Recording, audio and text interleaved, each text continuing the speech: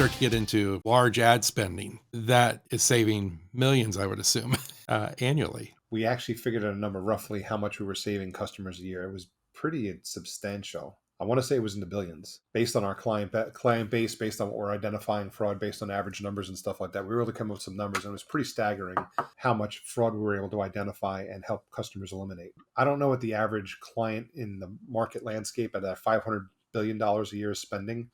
It's probably a stat we should probably pick up on. A lot of clients are spending 50, 100,000, million, 10 million, 100 million a month in marketing.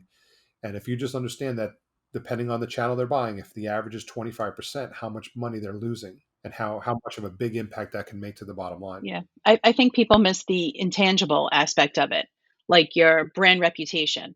We always tell people it takes years to build up your reputation, right?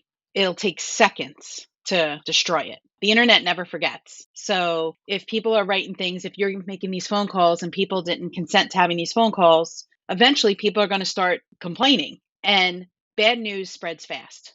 It's like a wildfire. And the other things I don't think people take into consideration with fraud, they just think of like the immediate effect, like, I'm losing 25% to ad fraud. But what about hiring a salesperson? And that salesperson is calling leads or calling someone or reaching out and not getting anybody, or getting told, I didn't fill this form out, not getting person, not getting the right phone number. What does that do morally and mentally on salespeople? They're going to leave.